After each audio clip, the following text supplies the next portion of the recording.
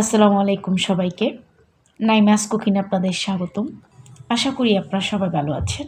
আমি আল্লাহর রহমতে অনেক ভালো আছি। আজকে আমি আপনাদেরকে তৈরি করে দেখাবো কাঁকরোল ভর্তা রেসিপি। কাঁকরোলের ভর্তা এইভাবে বানালে খেতে হবে অসাধারণ স্বাদ। চলুন এখন আমরা শুরু করব। কাঁকরোল ভর্তা তৈরি করার জন্য ছিল একটি প্যান বসিয়ে আমি 3টা কাঁকরোল নিয়ে নিয়েছি, একটাকে 2 টুকরো করে কেটে নিয়েছি। এগুলো আমি ভালোভাবে পরিষ্কার করে ধুয়ে নিয়েছি। তার মধ্যে প্যানের মধ্যে দিয়ে দিলাম, একটু সিদ্ধ করব সেই জন্য এখানে দিয়ে দিচ্ছি 1.5 কাপের মতো পানি। ঢাকা দিয়ে কাঁকরোলগুলো সিদ্ধ করে নিয়েছি। আমি উল্টিয়ে পাল্টিয়ে একটু লাল লাল করে ভেজে নিয়েছি।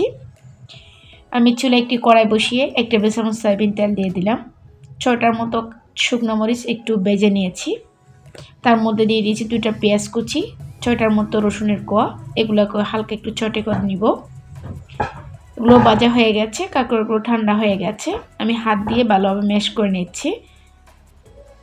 হাত দিয়ে এভাবে ম্যাশ করলে ভর্তাটা খেতে খুবই দারুণ লাগে।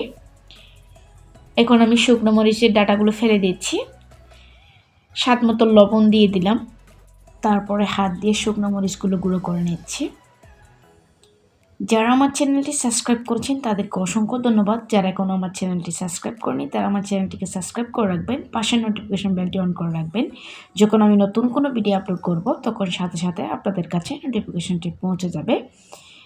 আমি পেঁয়াজ আর রসুন যেগুলো ছোটো করে নিয়েছিলাম এগুলো নিয়ে নিয়েছি। এগুলো ঠান্ডা হয়ে গেছে। আমি রসুনগুলোকে হাত দিয়ে একটু গুঁড়ো করে নিয়েছি। তারপর একসাথে সবগুলো মিক্স করে নিচ্ছি। কিছু ধনেপাতা কুচিয়ে দিয়ে দিলাম, সাথে 1 চামচের মতো সরষের তেল দিয়ে ভর্তাটা রেডি হয়ে গেল।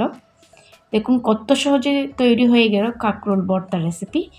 এভাবে যদি কাঁকরোল ভর্তাটা তৈরি করেন খেতে কিন্তু অসাধারণ স্বাদ, গরম ভাতের সাথে জাস্ট জমে যায়। আশা করি আজকের রেসিপিটা আপনাদের ভালো লেগেছে। আশা করি আপনারা বাসায় ট্রাই করবেন।